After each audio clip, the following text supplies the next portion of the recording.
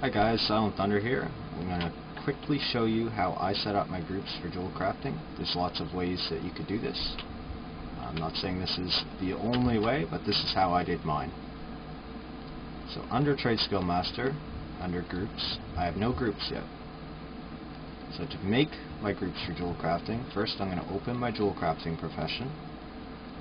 I'm going to go to TSM Groups, and I'm going to create profession groups. It's done. I can see down here in my chat that it created profession group for Jewelcrafting.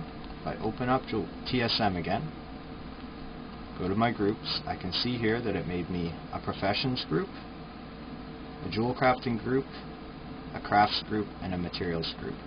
Under my crafts, under items, is everything that I can make with Jewelcrafting.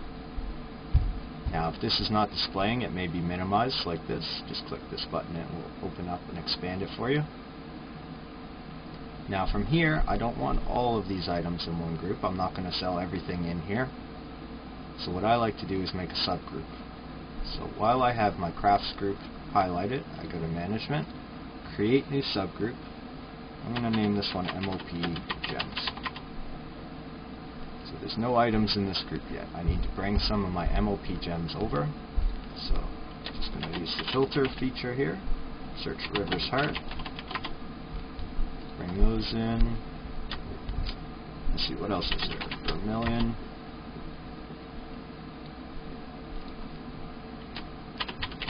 Imperial Amethyst. Royal Ruby. Sun's Radiance. Did I get them all? Wild Jade.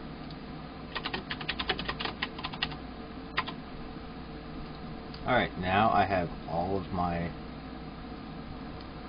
hopefully all of my MoP rare cuts in this group. I may have forgot one, but I think I got them all. Now from here, I need a selling and a crafting operation if I want to sell or craft these items. So now that I have them subgrouped off, if I go to operations, I currently have no operations for this item. So let's start with a crafting operation, since I want to craft these items so that I can sell them. So I'm going to go to Module Operations up top, and I want a crafting operation to craft these. So I'm going to click on Operations, and I'm going to create a new operation. I'm going to call it MoP Gems instead of Pandaria Gems. Crafting operation is quite simple. Minimum quantity, and a maximum quantity. I like to set mine, I'm going to set it for this example at 20. I like to set mine between 25 and 40 typically, depending on how popular the gem is. That would require additional subgroups to do that, but for a basic setup, I'm going to craft 20 of each of these gems.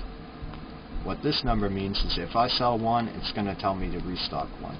If I change this to 5, I would have to sell 5 before it would tell me to restock. Let's leave that at 1, that's what I like to use.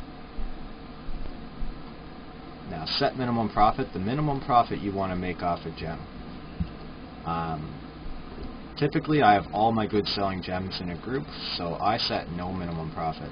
I want to craft them all and have them ready for when they are profitable to sell. But for this guide, we'll set a minimum profit of 5 gold per gem. You really don't need to override this, at least I don't. So from there, we now have a crafting operation. So we're going to go back to our group, MoP Gems, Operations, and we're going to override and apply that crafting operation that I named MoP Gems. Next, we need a selling operation, an auctioning operation.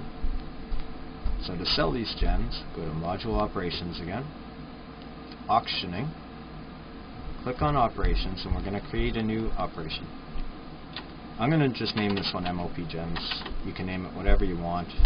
You can use multiple operations for different groups, or you can use the same operation rather for multiple groups. For the purpose of this, I'm just going to name it MoP Gems. And then we're going to go to post settings. match stack size, I like to check that off. If somebody's selling a stack of 5, maybe I'm selling my gems as singles. I don't want to undercut that stack of 5 if it's cheap. I want to undercut the other singles. So I like to match stack size on my gems. Go to post. Gems have pretty high competition on my server. Extremely high actually. And they have pretty good posting costs. So I like to post mine for 12 hours. And I like to post my gems 3 at a time. Even though I craft 20, I only post them 3 at a time. That way, I post frequently, and that's how I deal with undercutters and things like that. If I put all 20 on there, somebody undercuts me, they're just going to sit on there, I may not sell anything. So I like to post them 3 at a time, post frequently. Bid percent, you can change it to whatever you like. I like a 95% bid rate. Just if somebody undercuts me and they're using the standard Blizzard search feature, mine may still show up first if somebody's using 100%. And undercut amount, if you're on a lower pop server, you can use 1 copper. But where I'm on a higher pop server, I like to use 2 silver. The reason for that is, if somebody's posting at the same time I am, I may be undercut before I actually finish my post scan and get my gems on the auction house. So a 2 silver undercut, if somebody else is using a 1 copper or 1 silver, by the time I'm done my post scan, I should still be the cheapest. Minimum price, normal price, maximum price. So this is the cheapest you want to sell the item for, what you would normally sell the item for if nobody else is selling it, or the maximum that you will go up to undercut somebody. I like to use percent of crafting costs for my gems, and what I use here is actually 110% crafting. What that does is 100% of my crafting costs, which is my materials price, and I like 10% because that should cover my auction house cuts as well as a little bit of profit, minimum. My normal price I use on my gems is 1000% crafting. I typically have my gems cost me around 45 to 50 gold. So this means if somebody posts, nobody's posting the gem, it posts for around 450 to 500 gold. Seems high, but I've sold gems much higher than that. So now the maximum price, I put in 1000%, which is a crazy high number. Again, or sorry, 3000% of crafting. Seems like a crazy high number, but again, this is what I use. You can figure out what works best for you. Now, when below my minimum price, if somebody's selling a gem that's below 110% of my crafting cost, I don't want to post that item. That's what I use anyway. Some people will post it at their normal price if they have them on there. I don't find I sell enough if I do that, so I don't post my items, just because of the high crafting cost. And that's about it for the auctioning operation. So from there, go back to groups, go back to my MoP gems group I made, and I'm going to override the operation and apply the MoP gems crafting or auctioning operation. And that's it. I can now craft gems and sell gems.